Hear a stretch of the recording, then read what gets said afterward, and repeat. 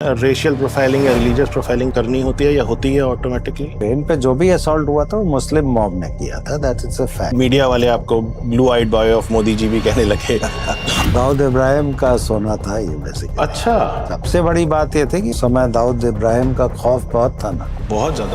तो उसी का सोना था, वो पकड़ा गया। गोल्डन क्रिसेंट पाकिस्तान, अफगानिस्तान और ईरान वाला जो क्रिसेंट हुआ, golden triangle for this Myanmar, Thailand, Laos वाला गोल्डन ट्रायंगल। वहाँ से ये ड्रग्स इंडिया में आती हैं दोनों जगह से। पूरे भारत में ना जो छवि है पुलिस की करप्शन की वजह से या लोएस्ट रैंक करप्शन की वजह से थोड़ी खराब है। मैंने तो बहुत लोगों को डिसमिस किया because they were found indulging in corruption. AI का तो बहुत यूज है। एआई का यूज पुलिस के काम में बहुत ज्यादा है। It's a dual use technology, positive use भी है, नेगेटिव यूज भी है। आजकल डीप फेक वीडियोस का चला हुआ है। दूसरा क्या है कि वो साइबर क्राइम जितने आजकल होते हैं, एआई से वॉइस जनरेट करके वो लगता है सामने वाले को कि उसी अधिकारी से या उसी पॉलिटिशियन से उसकी बात हो रही है। डिजिटल अरेस्ट वाला भी बहुत चलता है ना, जो डिजिटल अरेस्ट का है। डिजिटल अरेस्ट नाम की कोई चीज लॉ में है ही नहीं। लोगों को डराते हैं एज पुलिस ऑफिसर या कस्टम्स ऑफिसर। जैसे मेरा भी फोटो लगा के व्हाट्सएप बना लेते हैं।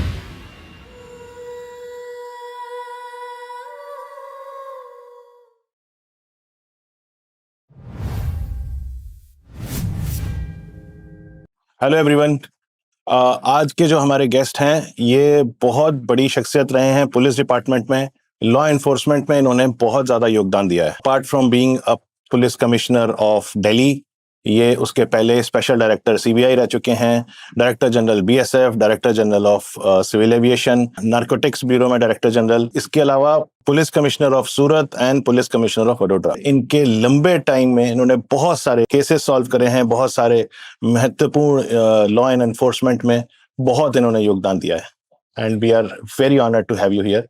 Thank you. Most welcome sir. Thank you sir, आप अगर जैसे दिल्ली पुलिस कमिश्नर के ओहदे पे थे तो ये बहुत इंपॉर्टेंट है क्योंकि दिल्ली बहुत स्पेशल स्टेटस है, एक राजधानी भी है। तो how is it different from other commissionerates जहां आपने काम किया सर? दिल्ली जो है वो भारत की राजधानी है। जी। भारत की नाक भी है एक तरह से कहिए तो।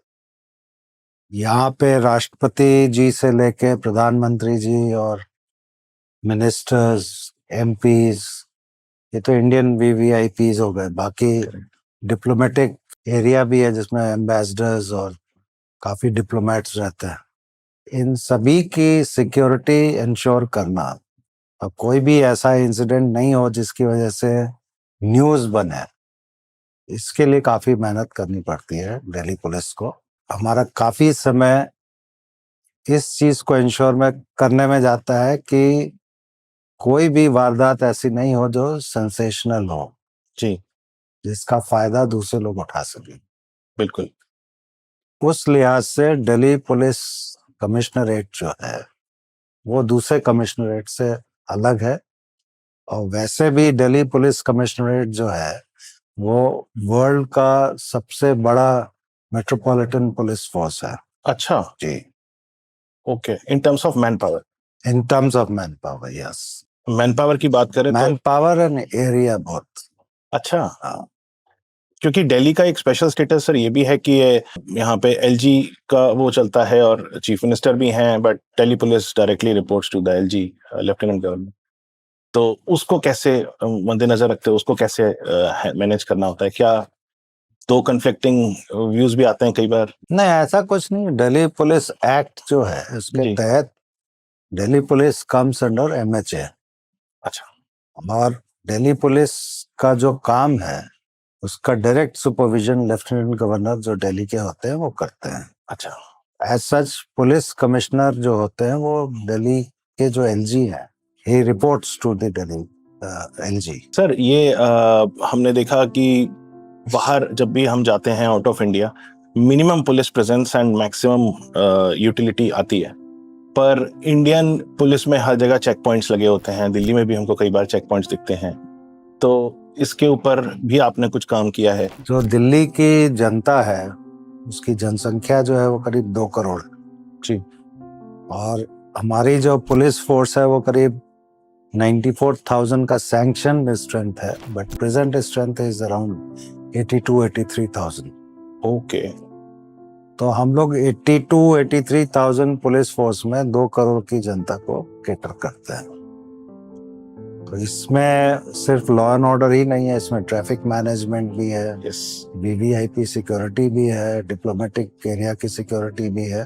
टेक्नोलॉजी जरूर एक आंसर है कम पुलिस फोर्स को यूज करने के लिए, जी, लेकिन अभी हम उस स्थिति में नहीं पहुंचे हैं। उसका सबसे बड़ा कारण ये है कि जैसा आपने विदेशों का एग्जाम्पल दिया, वहां पे सेल्फ डिसिप्लिन लोगों में काफी करेक्ट, है और ट्रैफिक डिसिप्लिन भी बहुत है। अपने यहाँ अगर पुलिस का बंदा रोड पे नहीं है तो डिसिप्लिन नहीं आता। तो डिसिप्लिन नहीं आता, बिकॉज हर एक आदमी इतनी जल्दी में होता है हाँ, कि उसको रोड क्रॉस करनी है।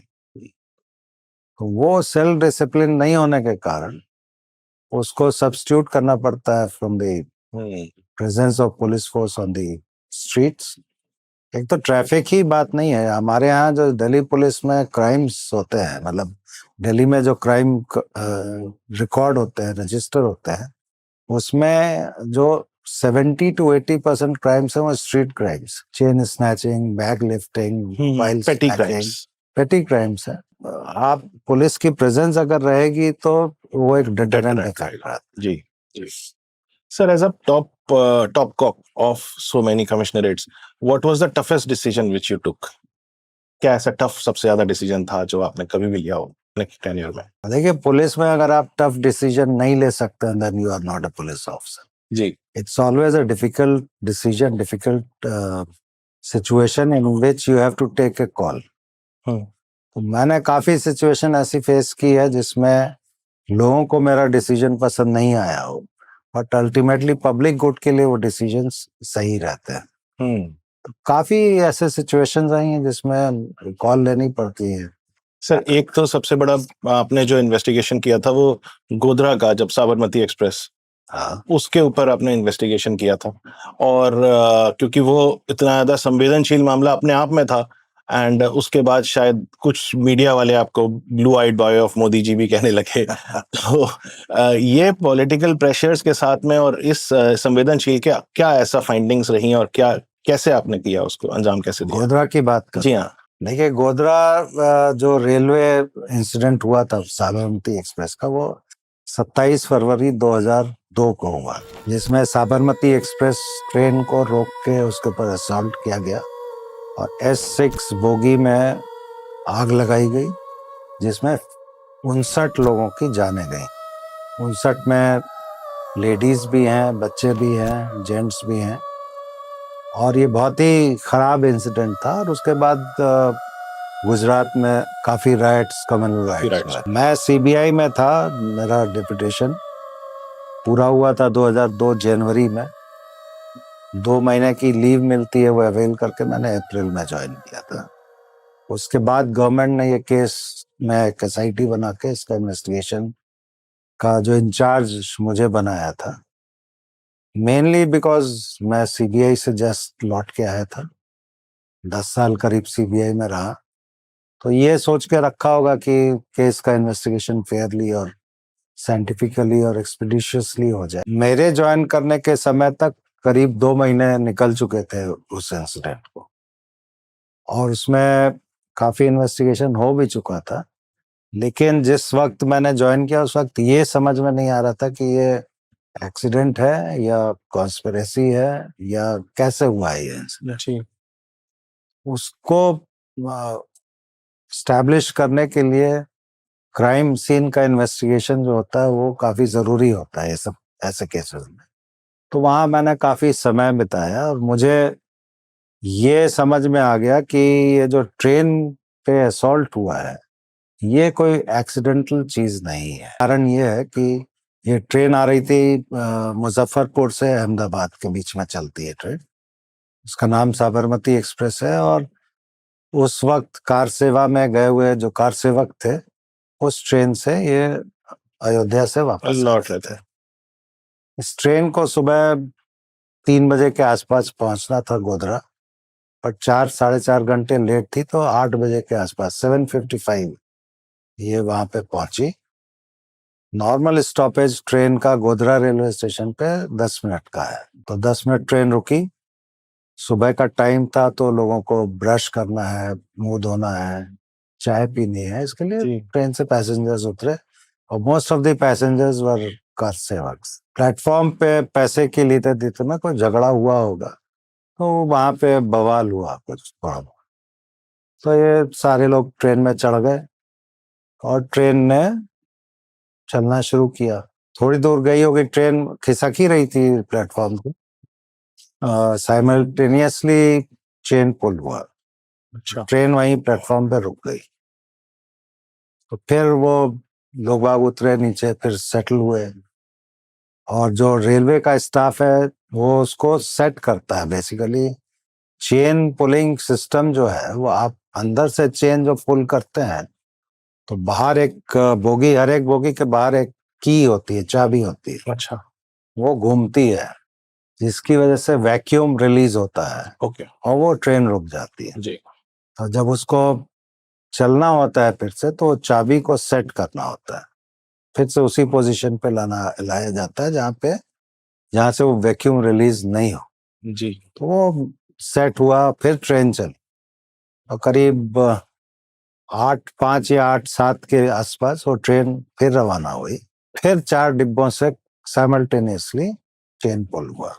तो ट्रेन करीब प्लेटफॉर्म से 200-300 गज आगे जाके फिर से रुक गए। ये जो बोगी था S6, वो ए केबिन के सामने है और वहां पे मॉब पहले से हाजिर था, करीब 150-200 लोग थे। ए केबिन के बगल का एरिया वो सुनसान एरिया है, झाड़ियां हैं, और वहां से बहुत हैवी स्टोन पेल्टिंग ट्रेन के ऊपर शुरू हुई। चूंकि S6 उसके ठीक सामने था, इसलिए सारा ब्रंट जो था स्टोन पेल्टिंग का वो S6 पे आया, S6 और S5 के ऊपर सबसे ज्यादा S6 पे है, 95% आप कह सकते हैं। और उस स्टोन पेल्टिंग क्या फायदा उठा के ट्रेन में आग लगी। अब आग कैसे लगी? करीब 8:25 के आसपास, 8:15 पे वहां पे रुकी होगी ट्रेन, 8:10 या 8:15 पे स्टोन पेल्टिंग को दिन चली, कुछ देर चली और फिर ट्रेन में से धुआं उठना शुरू हुआ। तो यहाँ पे प्लेटफॉर्म के ऊपर जो स्टेशन मास्टर है और ट्रेन का गार्डनों ने धुआं उठते हुए देखा, तो then they inform the police. तो आग लगाई गई थी? नहीं, वही मैं बता रहा हूँ। तो within 5 minutes entire bogie was in flames. 8:20 पे, अगर 8:25 8:20 के आसपास वो धुआं उसने देखा, 8:25 तक वो पूरा बोगी फ्लेम्स में था। ट्रेन का जो बोगी होता है, 3 टियर बोगी का जो बनावट होती है और अंदर जो मटेरियल यूज होता है, उसका जब हम लोगों ने साइंटिफिकली एग्जामिन करके रेलवे अथॉरिटी से पूछा कि इसमें जैसे सीट के ऊपर कवर होता है, आपका जो फर्श होता है उसके ऊपर वो सिंथेटिक कोटिंग होती है, छत के ऊपर होती है, तो हम लोगों ने पूछा ये जो मटेरियल यूज होता है वो कितनी देर में जल सकता है अगर एक्सीडेंटली किसी ने बीड़ी, सिगरेट या स्टोव भी जलाया हो। तो वहां से जवाब ये आया कि ये जो मटेरियल है ये सेल्फ एक्सटिंग्विशेबल है। अच्छा। वो अपने आप 6 सेकेंड, 7 सेकेंड, 8 सेकेंड में बुझ जाता है, अनलेस इन्फ्लेमेबल मटेरियल ज्यादा हो। और वैसे भी अगर एक्सीडेंटल फायर है बोगी में, तो बोगी में जो लोग बाग हैं, पैसेंजर्स हैं, अगर वो देखते हैं कि एक्सीडेंटली कहीं फायर लगी है तो पहले तो बुझाने की कोशिश करते सही हैं। बात।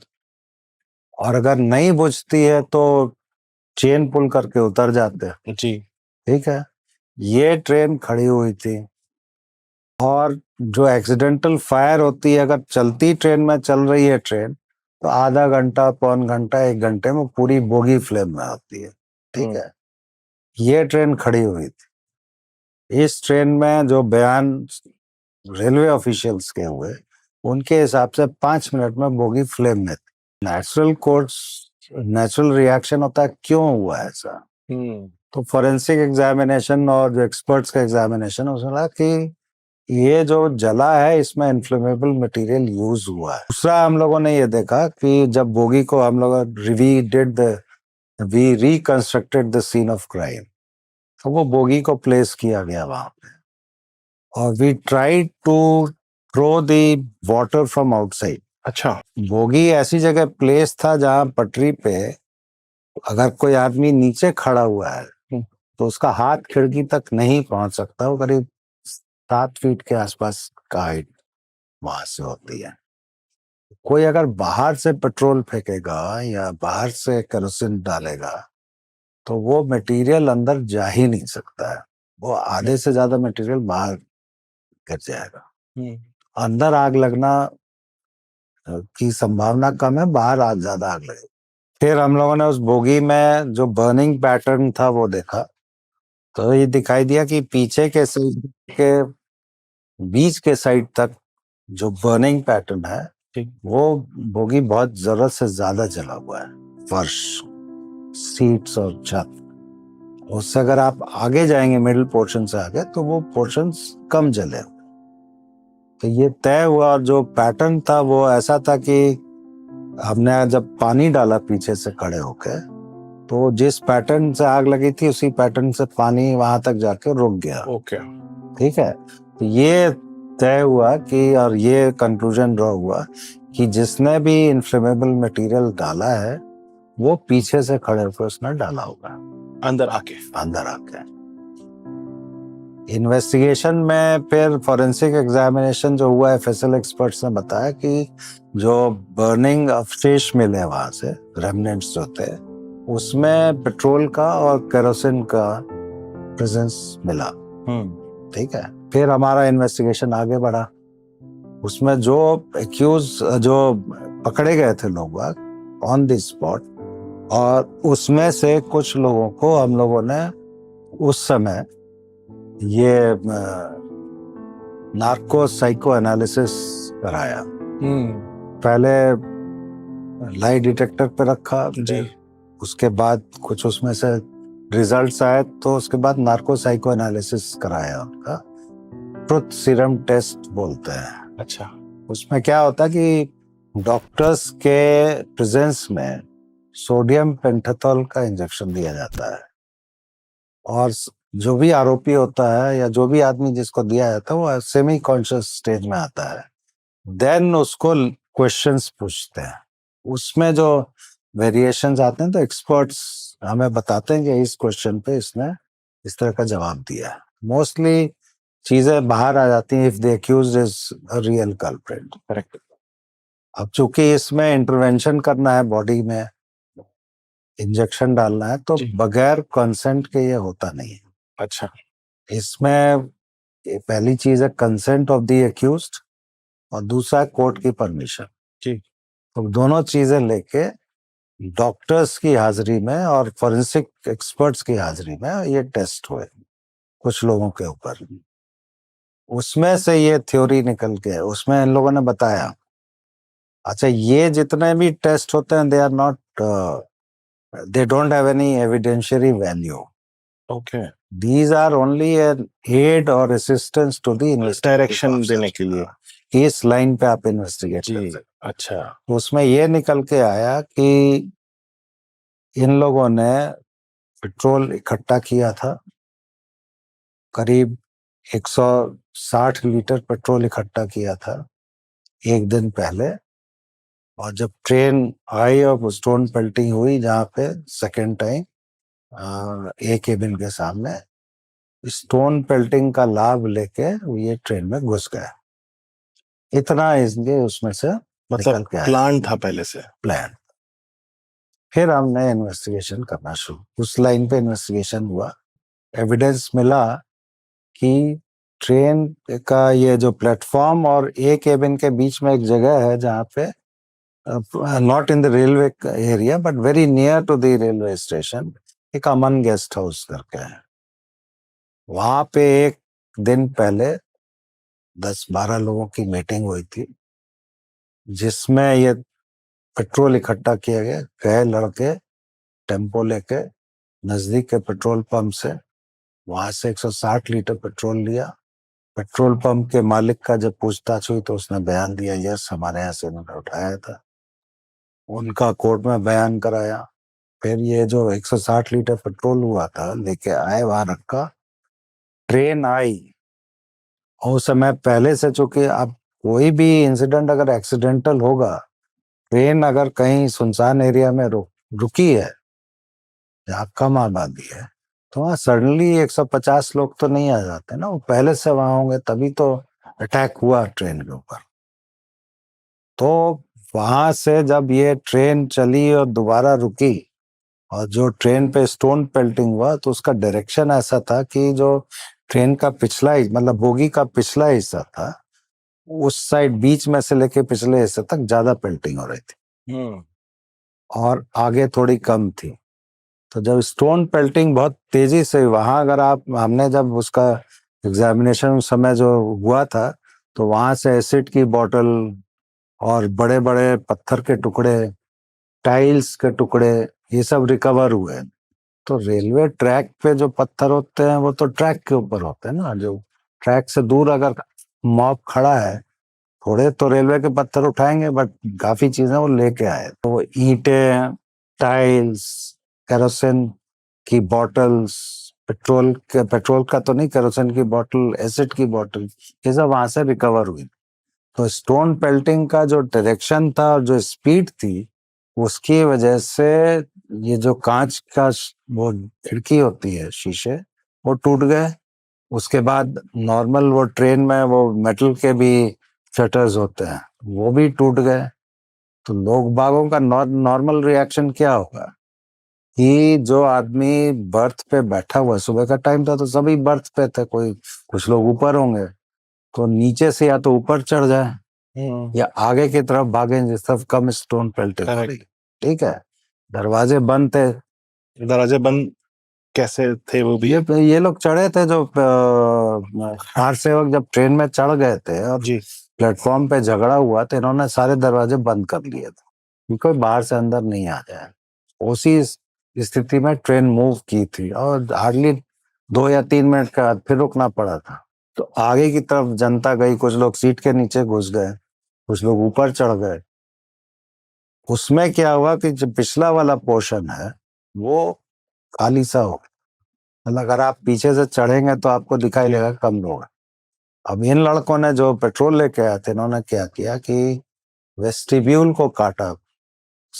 S6 और S7 के बीच में जो वेस्टिब्यूल था, उसको काट के, देख उसके नीचे जो प्लेट्स होती हैं, 2 बोगी को आप जब जोड़ेंगे, जी हाँ, तो 1-2 प्लेट्स ऊपर होती हैं, जी। इससे एक जगह से दूसरी जगह आप जा सकते हैं, एक बोगी से दूसरी जगह।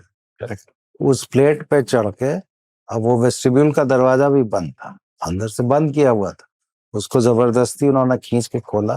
तो उसके जो स्क्रैच मार्क्स वगैरह थे, वो FSL रिपोर्ट में तय हुआ कि ये फोर्सिबली उसको खोला गया है।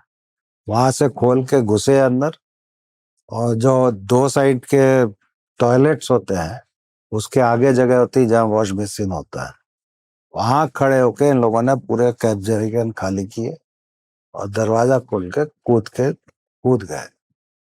और बाहर जो मॉब था, उन्होंने बर्निंग रैग्स लेके नीचे से खड़े होके, वो स्टिक्स में, लंबे लंबे जो स्टिक्स होती हैं, उसमें रैग्स आगे बांध के, केरोसिन में डुबो के या पेट्रोल में डुबो के, उसमें आग लगा के, वो burning rags they pushed through the Windows inside, उससे पूरी आग लग गई। इन्वेस्टिगेशंस रिवील्ड कि ये पूरा वेल प्लान्ड ऑपरेशन था। उनको पहले से पता था कि कार सेवक आ रहे हैं। वो तो पूरा, हम लोगों ने जब इन्वेस्टिगेशन किया तो ये भी देखा था कि पता कैसे चला कि ये आ रहा है। हाँ, तो उसके इन्वेस्टिगेशन में तो जो कॉल दिया गया था अयोध्या में राम मंदिर के निर्माण के लिए, तो पूरे भारतवर्ष से कार सेवकों को वहां जाना था और बहुत प्री प्लान, मतलब उनका बहुत प्लान किया हुआ था कि इस तारीख को गुजरात से जाएंगे, इस तारीख को आंध्र प्रदेश से जाएंगे।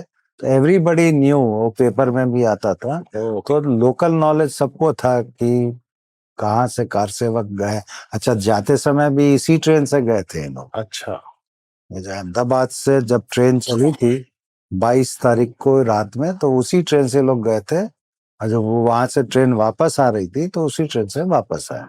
प्लान पूरा विश्व हिंदू परिषद ने इस तरह से किया था कि कोई भी कार सेवक का जत्था जो आता है जिस भी स्टेट से, उसको रुकने की जरूरत नहीं पड़े अयोध्या में।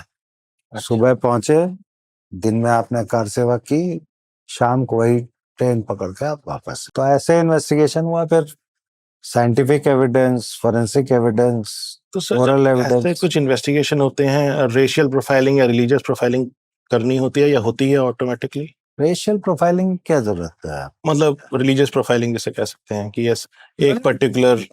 नहीं नहीं, उसका प्रोफाइलिंग नहीं। हम तो we are hardcore police officers. जिसने क्राइम किया है वो हिंदू है, मुसलमान है, सिख है, ईसाई है, वो उससे लेना देना नहीं, क्राइम से लेना देना। If a person has committed a crime, he should face the music, he और शी। एब्सोल्युटली। इसमें मुस्लिम्स ने किया था तो दे वर मुस्लिम्स। वो पूरा एरिया जो ए केबिन के पीछे वाला एरिया है, रेजिडेंशियल एरिया, वहां से करीब आधा 1 किलोमीटर अंदर है जी। सिग्नल फड़िया बोलते हैं, that is 100% Muslim area. Train पे जो भी असॉल्ट हुआ था वो मुस्लिम मॉब ने किया था, दैट इज अ फैक्ट। इसीलिए अक्यूज भी मुस्लिम्स थे, पकड़े गए। इसके ऊपर सुप्रीम कोर्ट का भी कुछ इन्वेस्टिगेशन भी करा? इसके बाद जब हमने इनको पकड़ा, चार्जशीट वगैरह फाइल्स हुई, जी।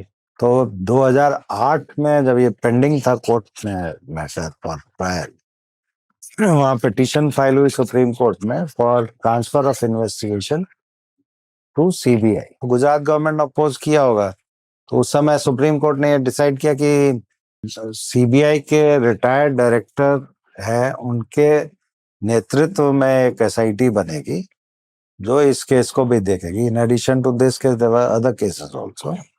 तो doctor Raghavan, retired director CBI, और doctor Satpathy, he was DG UP, जी। उन दोनों के नेतृत्व में, doctor Raghavan was the head of the SIT. एक एसआईटी बनी, बाहर के ऑफिसर्स थे, और लोकल ऑफिसर्स में भी उन लोगों को लिया गया जो इस केस से रिलेटेड नहीं थे। अच्छा।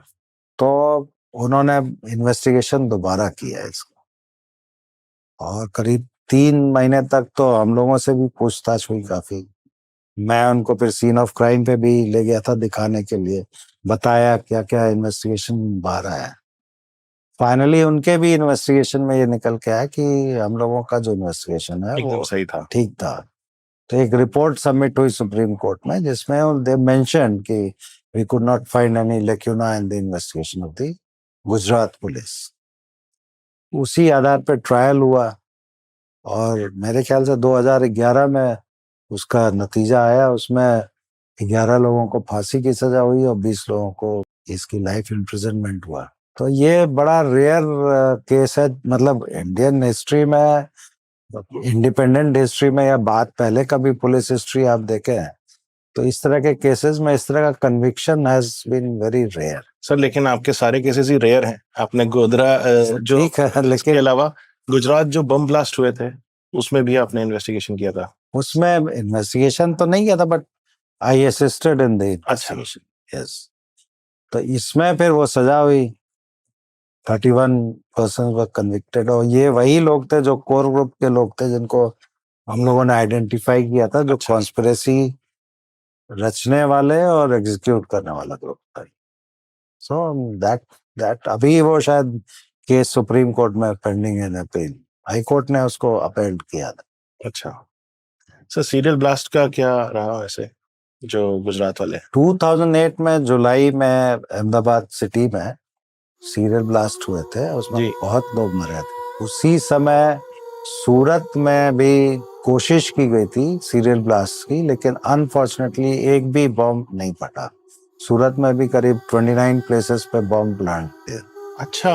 और अहमदाबाद में भी करीब 30। आप सूरत में कमिश्नर थे उस वक्त या? मैं बड़ौदा में पुलिस कमिश्नर था, बड़ौदा में नहीं हुआ था, अहमदाबाद में हुआ। अहमदाबाद में करीब 30-40 जगह बॉम्ब प्लांटेड थे, वो ब्लास्ट हुआ, और वन आफ्टर द अदर।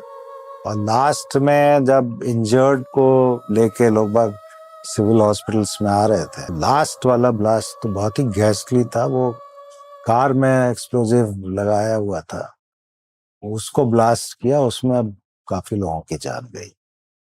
तो ये जब इन्वेस्टिगेशंस आपने दोनों इतने संवेदनशील इन्वेस्टिगेशन जिन्हें कहेंगे कम्युनली चार्ज भी हो जाते हैं, तो इसमें कहीं ना कहीं कुछ प्रेशर आया आपको कभी, या कुछ ऐसा लगा कि नहीं, मेरे को दिक्कत आ कभी रही है? कोई प्रेशर नहीं। प्रेशर आने का कोई भी नहीं करेगा प्रेशर। अब इतना सेंसिटिव इन्वेस्टिगेशन है, इसमें आप सत्य बाहर लाने की कोशिश बिल्कुल। कीजिएगा, वो ज्यादा इम्पोर्टेंट है कि प्रेशर कोई लाएगा। कोई नहीं प्रेशर नहीं, प्रेशर मीडिया का रहता है। अच्छा, प्रेशर चैलेंजेस क्या है आपको सर इसमें सबसे ज्यादा इन्वेस्टिगेशन के दौरान? गोधरा वाला इन्वेस्टिगेशन तो चैलेंजेस सबसे बड़ा ये था कि उस वक्त हमारे देश में जो गुजरात की सरकार थी, मोदी जी चीफ मिनिस्टर थे, उनके पीछे काफी लोग वक्त पड़े। सिविल राइट एक्टिविस्ट्स भी हैं, मीडिया भी है, कोर्ट में काफी पिटिशंस भी हुई। करेक्ट। तो उस समय ये माहौल था कि हम जो भी करेंगे वो क्वेश्चन मार्क होगा। उसीलिए सुप्रीम कोर्ट का वो भी करवाया गया। तो उस चक्कर में मीडिया का प्रेशर बहुत होता, क्योंकि इसमें तो गोधरा वाला केस तो नेशनल और इंटरनेशनल मीडिया काफी वाज कवरिंग, काफी डीप स्क्रूटनी होती थी। कोई भी अगर आप स्टेटमेंट दे दें या कुछ भी करें, उसको बहुत स्क्रूटनाइज किया जाता था। वो प्रेशर बहुत ज्यादा होता, उसी के वजह से पब्लिक ओपिनियन बनता है, या फिर जो प्रेशर ग्रुप्स हैं उनके ओपिनियन बनते हैं। तो उस प्रेशर सर्कमस्टांसेस में इन्वेस्टिगेशन करना बड़ा मुश्किल होता है, क्योंकि फोर्स तो इम्यून होती नहीं है ना। जो भी हमारे साथ इन्वेस्टिगेशन कर रहे हैं उनको भी तो वो पेपर पढ़ते हैं, टीवी देखते हैं। डिमोटिवेशन तो आता ही है कहीं ना कहीं।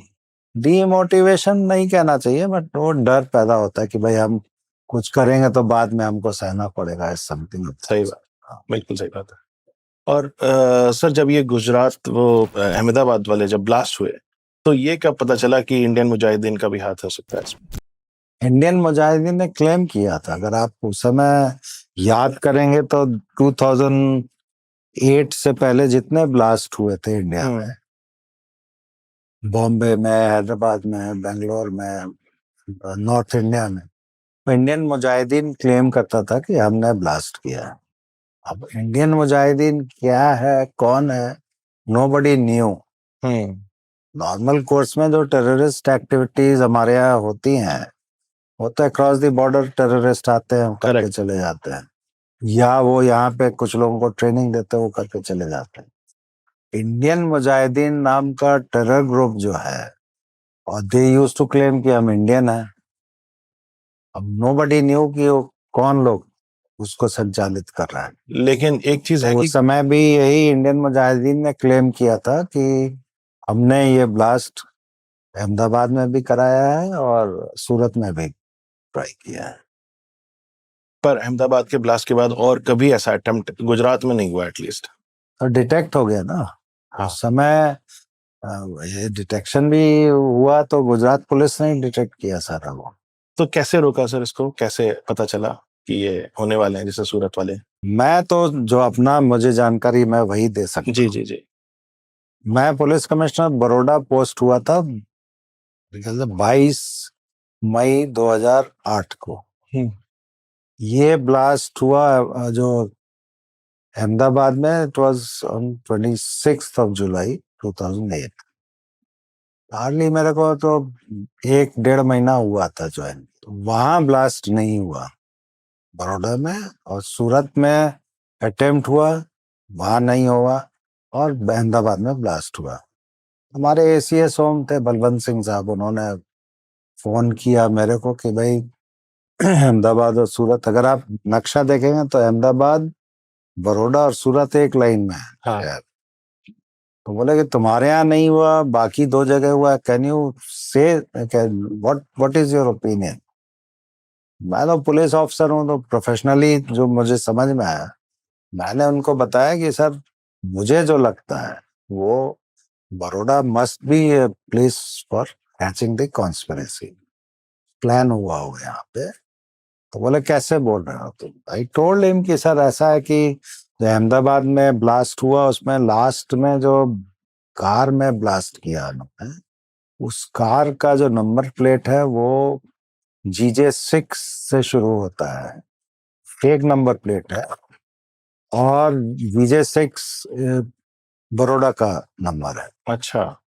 और जो सूरत में ब्लास्ट नहीं हो पाया, उसमें कुछ मटेरियल पेपर में लपेटा हुआ मिला, तो वो पेपर बड़ौदा डेडलाइन के। तो इन दोनों से इंडिकेशन यही मिलता है कि बड़ौदा में ही कहीं ना कहीं प्लानिंग हुई हो।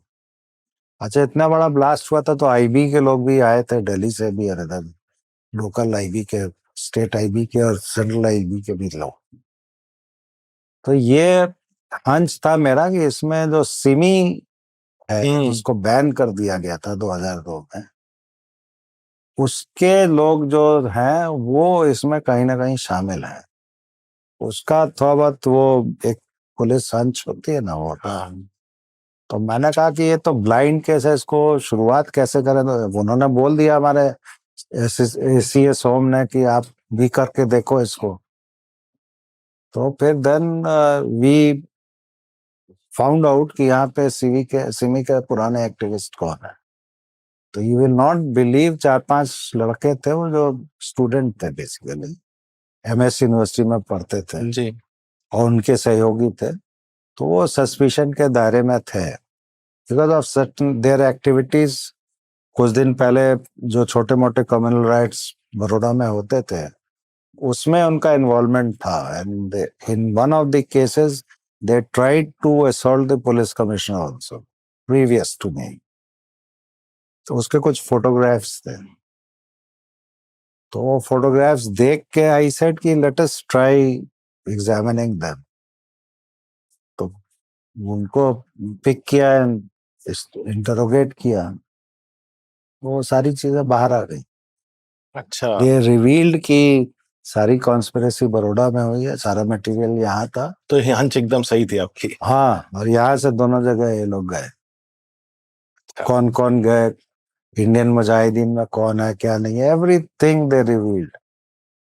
उसमें बॉम्बे का ट्रेन ब्लास्ट डिटेक्ट हुआ, फिर हैदराबाद का ब्लास्ट डिटेक्ट हुआ, फिर तो बनारस, जौनपुर, अजमेर, ये सारे ब्लास्ट एक के बाद एक जो हुए थे वो सारे डिटेक्ट हुए बिकॉज इंडियन मुजाहिदीन ग्रुप तो एक ही था। यही अच्छा, एक कड़ी मिली उसके बाद फिर, और उसीलिए सारे आगे फ्यूचर होने भी बंद हो गए गुजरात में। हाँ, उसके बाद आपने, if you remember, Batla house encounter जो हुआ था यहाँ पे, वो उसी के सीक्वेंस में तो पकड़ दकड़ के मामले में ही एनकाउंटर्स वगैरह हुए। काफी लोग पकड़े गए, फिर सजा भी हो गई अभी तो कुछ दिन पहले। So that was this. मैंने इन्वेस्टिगेशन नहीं किया था, but I, because of my interest, I try to find out. तो उससे हुआ। सर, आपने लेकिन इन्वेस्टिगेशन चारा घोटाले में किया था। I mean at least you were part of. हाँ, when I was in the CBI, yes, पहले वाले। तो उसमें क्या चैलेंजेस थे? और उसमें सबसे बड़ी बात है कि डेफिनेटली चारा घोटाला जो था वो बिहार का बड़ी चीज थी, तो थ्रेट्स भी होते होंगे। How did you face that? अगर आप देखें 90s, 80s और 90s का Bihar law and order was very bad. Yes. एक आम आदमी के लिए वहां पे सरवाइव करना was very difficult because kidnapping, murder, extortion काफी चलता। I joined the CBI first time in 92 Dhanbad में एज SP CBI धनबाद। अच्छा। और वहां पे I had come on deputation to CBI for my personal reasons also, and professionally also. CBI is a very good organization to serve on. 96 में ये fodder scam expose हुआ, और उसमें पहले PIL फाइल हुई पटना हाई कोर्ट में, Ranchi high court में, फिर पटना, दोनों को क्लब किया गया। और उसमें कोर्ट ने ऑर्डर किया कि CBI इन्वेस्टिगेट करेगी। State government went to the supreme court, वहां हियरिंग हुई। सुप्रीम कोर्ट ने कहा कि नहीं, CBI ही इन्वेस्टिगेट करेगी, लेकिन CBI हर महीने, वो डिवीजन बेंच है पटना हाई कोर्ट की, जस्टिस SN झा और जस्टिस मुखोपाध्याय की डिवीजन बेंच थी, वहां पे हर महीने प्रोग्रेस रिपोर्ट सबमिट करेगी ताकि इन्वेस्टिगेशन डिले नहीं हो और जल्दी और सही तरीके से हो। तो उसमें ईडी को भी और इनकम टैक्स को भी कहा गया था कि they will also submit there reports. तो सीबीआई में केसेस ट्रांसफर हुए तो सीबीआई ने उस वक्त ये पटना, रांची और धनबाद 3 ब्रांचेस थी बिहार में, ऑस्ट्रेल बिहार, तो उनको कहा इन्वेस्टिगेट करने के लिए। और जॉइंट डायरेक्टर कैलकाटा में बैठते थे डॉक्टर यूएन विश्वास, उनको कहा गया कि तीनों ब्रांचेस में जितने भी केसेस इन्वेस्टिगेट होंगे, you will be the head of the SIT. I was in Dhanbad, I was SP CBI Dhanbad, तो हमें कुछ केसेस मिले। बाद में रांची के जो एसपी साहब थे वो चले गए थे, तो उनके भी केसेस हम लोग ने रांची में जाकर देखे। एसपी एएसडी यूनिट बनी सीबीआई में, एनिमल हस्बेंड्री डिपार्टमेंट यूनिट, वो इन्वेस्टिगेशन के लिए काफी मैसिव डिप्लॉयमेंट सीबीआई का भी हुआ रिसोर्सेज में, but basically investigation Patna, Ranchi और धनबाद के ऑफिसर्स को ही करना था। तो इन्वेस्टिगेशन किया, उसमें कुछ केसेस आइडेंटिफाइड हुए थे जो लार्जर कॉन्स्पिरेसी के केसेस थे। तो वो एक केस, ऐसे तो मैंने सारे किए, लेकिन एक केस जो लीड केस था वो RC-20/96 था, चाईबासा ट्रेजरी से रिलेटेड।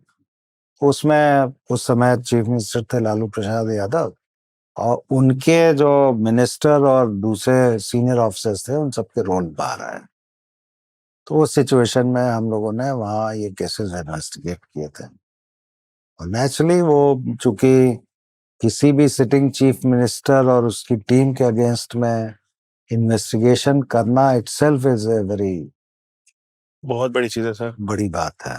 हम लोग का तो I was only SP rank officer, बाकी तो हमारी टीम में थे, कोई डीवाईएसपी था, कोई इंस्पेक्टर था, और भी एसपीस थे। तो बट चूंकि कोर्ट मॉनिटरिंग हो रहा था, इसलिए हम लोग को भी काम तो अच्छे से करना था, और इन्वेस्टिगेशन हुआ उसमें। उसमें भी pressures, counter pressures, media pressure बहुत था। सर सबसे बड़ी बात है, थ्रेट्स भी तो आए होंगे, क्योंकि बाहुबली हैं वहां के उस वक्त, और वो भी 80s 90s Bihar. Threat as such, अब हम तो हाइंडसाइट में ही देख के कह सकते हैं, उस समय हमें फील भी नहीं हुआ कि कोई थ्रेट है या नहीं है।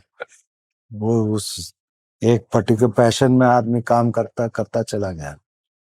लेकिन हाँ, थ्रेट्स वगैरह थी, इसमें कोई शक नहीं। क्योंकि वो तो बाहुबली का राज चलता था उस वक्त। ये है, लेकिन सीबीआई के ऑफिसर्स पे हाथ डालना भी थोड़ा 10 बार आदमी सोचेगा उससे पहले। जी। और इसमें सबसे ज्यादा शॉकिंग डिस्कवरी क्या लगी आपको जब स्कैम का इन्वेस्टिगेशन कर रहे थे, जो पब्लिक को शायद नहीं पता? पूरा गवर्नमेंट ने खुद ही अपनी ट्रेजरी लूट ली। सबसे शॉकिंग तो वही, चीफ मिनिस्टर से लेके सीनियर आईएएस ऑफिसर्स हो या नीचे के अधिकारी हो, सबने मिलके अपनी ट्रेजरी लूटी है ना। तो जब इन्वेस्टिगेशन स्टार्ट किया था, तब आपको अंदाज था कि इतना बड़ा हो सकता है ये स्कैम? वो जो PIL फाइल हुई थी, उन लोगों ने काफी मेहनत की थी ना, वो मटेरियल जमा किया था, उसको पढ़ने से ही लगता था कि ये चीज बहुत मैसिव स्कैम ही है। तो इसमें जो फाइनेंशियल ट्रेल होता है वो कैसे इन्वेस्टिगेट होता है कि पैसा कहाँ से कहाँ गया? ये बहुत टीडियस इन्वेस्टिगेशन होता है, फाइनेंशियल ट्रेल पता करना। It's a very technical and tedious investigation. वो तो पैसा इधर है, फिर उधर है, फिर इधर है। देखिए, उसमें बैंक्स, इनकम टैक्स, ईडी, इनके कोऑर्डिनेशन में होता है। काफी पैसा तो बाहर चला जाता है, तो उसका ट्रेल बाहर के बैंक से ढूंढना, और ये सारी चीजें बहुत टीडियस हैं, बहुत टेक्निकल हैं, और इसमें बहुत टाइम लगता है। और ऐसा नहीं है कि असंभव है, बट इसको किया जा सकता है, but it's a time consuming. आपने पुरलिया आर्म्स ड्रॉप केस भी इन्वेस्टिगेट किया था? 95 में हुआ था वो, उस समय मैं धनबाद में था। अच्छा। और पुरुलिया धनबाद से करीब 30-40 किलोमीटर दूर है। तो जो हथियार गिरे थे वहां पे, वो इसका इन्वेस्टिगेशन तो वैसे सेंट्रल यूनिट ने किया था, सीबीआई की, लेकिन जो कि मैं एसपी सीबीआई धनबाद था, तो फील्ड इन्वेस्टिगेशन जो पुरुलिया में होना था, उसमें I was asked to associate with my team. उसमें काफी मेहनत की थी। पुरुलिया में जो आनंद मार्ग का हेडक्वार्टर है, वहां पे जो इन्वेस्टिगेशन करना था, और कुछ की एक्यूज थे पकड़े गए, तो उनको पूछता टेररिस्ट एक्टिविटीज में यूज होने वाले। हाँ, 100% इंसर्जेंट एक्टिविटीज या टेररिस्ट एक्टिविटीज। बहुत बड़ी संख्या में हथियार आए। अच्छा, आप एयर ड्रॉप किया है, वो बक्से के बक्से एमिनेशन था और हथियार थे। तो ये मालूम कैसे पड़ा कि ये एयर ड्रॉप हुआ है? वो गलत जगह ड्रॉप हो गया ना, वो गांव वालों को वो गिरना था इसमें कैंप के अंदर, और वो गांव में गिर गया। गांव में लोगों कुछ तालाब में गिरा, अच्छा, तो गांव में लोगों ने इकट्ठा किया तो वो हंगामा हो गया। फिर प्रेस आ गई, मीडिया एक्सपोजर हो गया, बहुत हंगामा हुआ था उस समय। पहले वेस्ट बंगाल पुलिस ने इन्वेस्टिगेशन किया उसका, फिर it was handed over to CBI. Sir आपके इनिशियल डेज में एकदम अगर बात करें तो आपने गोल्ड स्मगलिंग का कुछ पकड़ा था, जो उस टाइम की वैल्यू करीब 14 करोड़ होगी, आज की वैल्यू के हिसाब 650 करोड़ होगी वो। हाँ, तो ये तो कस्टम का काम होता है, बट पुलिस वालों ने कहा 650 करोड़ इन टुडेज। और 1988 में मेरा पहला डिस्ट्रिक्ट था, मैं वही कह रहा हूँ, एसपी स्टार्टिंग में आपने जामनगर था मैं। वहाँ इन्फॉर्मेशन आई थी कि ऐसे ऐसे लैंड हुआ। उस समय तो गोल्ड स्मगलिंग्स बहुत होती थी। अच्छा, it was very wonderful case in the sense कि हम लोगों ने कम से कम 1-1.5 महीने तक वॉच किया, ट्रैक किया। वो आया था सी रूट से, और जैकेट्स जो पिक्चर में आप लोग देखते हैं ना, जैकेट में सोने के बिस्किट घुसा घुसा, अच्छा, वो करीब 500 केजी सोना था उस समय। 4100 बिस्किट्स वर सीज्ड। वो लैंड हुआ कहीं एकदम सुनसान क्रीक के ऊपर। वहां से उसको ट्रक में लोड किया गया। ट्रक में भी वो कैविटी बना दी थी चेस्ट के नीचे, उसमें जिससे रखा। आराम से ढूंढा नहीं जा सके। उसको फिर हम लोगों ने ट्रैक किया। हम लोग का जो इन्फॉर्मेंट था वेरी एक्सीलेंट इन्फॉर्मेंट, वो उन्हीं के ग्रुप का आदमी था। दाऊद इब्राहिम का सोना था ये बेसिकली। अच्छा, एग्जैक्ट इन्फॉर्मेशन थी। ट्रक को ट्रैक करके उसको इंटरसेप्ट करके पकड़ा, और पिन पॉइंटेड इन्फॉर्मेशन थी, तो वी कुड फाइंड आउट कि वो उसमें से निकला फिर सोना। मेरे लिए तो बड़ा फर्स्ट एक्सपीरियंस था, मेरा तो पहला डिस्ट्रिक्ट था अपने करियर का। तो उनकी तरफ से वेरी मुठभेड़ इंटरेस्टिंग हुई उसमें? है। मुठभेड़ हुई कुछ उसमें?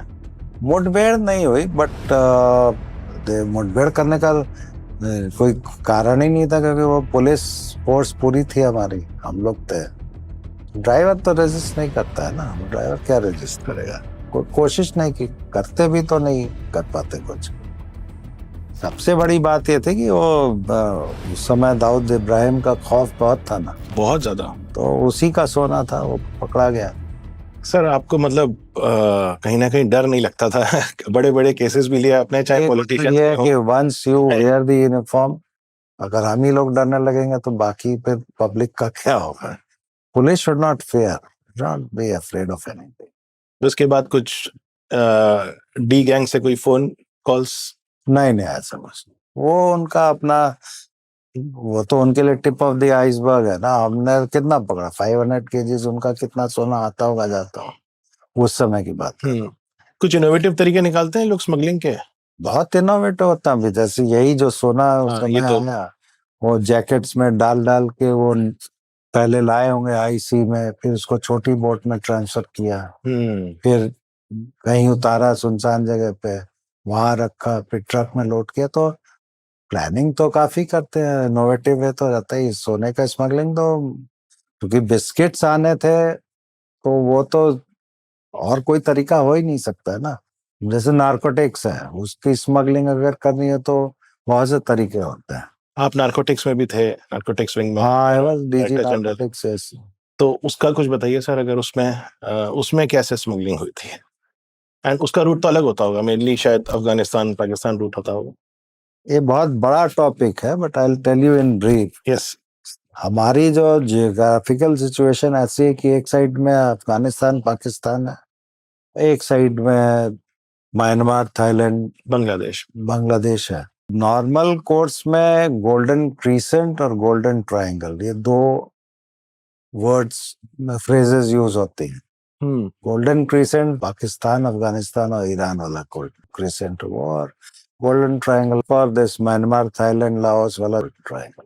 अच्छा, वहां से ये ड्रग्स इंडिया में आती हैं दोनों जगह से।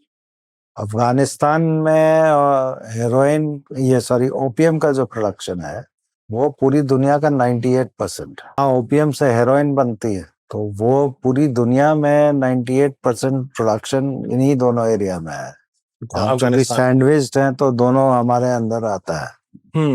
यहाँ भी आता है, यहाँ से बाहर भी जाता है, वहां से भी बाहर जाता है। तो इट्स ए $1 बिलियन ट्रेड, बहुत बड़ा उसका स्कोप है। कोकीन का जहां तक सवाल है, वो साउथ अमेरिकन कंट्रीज में उसका उत्पादन होता है, कोका प्लांट है उससे। वो पूरे वर्ल्ड में जाता है, उसमें इंडिया में भी काफी कोकीन आती है, but that comes through the maritime route या एयर रूट से। भाई जो हेरोइन वाला रूट है या मेथाम्फेटामिन वाला रूट है, वो लैंड रूट भी है और मैरीटाइम रूट भी है, क्योंकि पाकिस्तान के बॉर्डर से या इधर म्यांमार के बॉर्डर से अंदर आती है ड्रग्स। पाकिस्तान में जो ड्रग सिंडिकेट है, definitely it is supported by the ISI। हाँ, वो यूज करते maritime route for the bulk transportation Arabian sea से।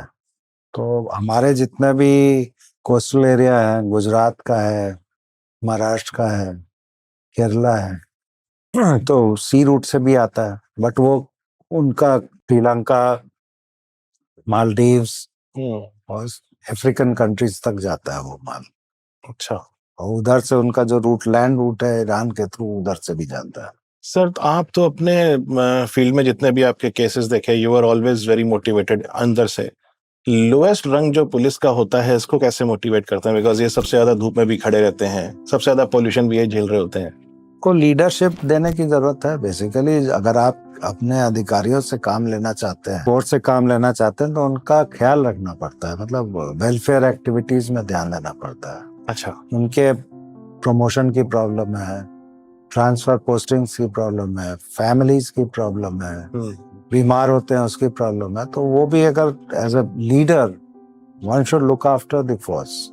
और उनको कनेक्ट होना चाहिए, उनको पता कनेक्ट चलना बिल्कुल चाहिए। होना चाहिए, बिल्कुल। लीडर एक्चुअली क्या है, if you give a good leadership तो ऑटोमेटिकली काफी काम आ जाता है। गुड लीडरशिप का ये मतलब नहीं है कि अगर वो गलत कर रहे हैं तो आप उसको सपोर्ट कीजिए। राइट।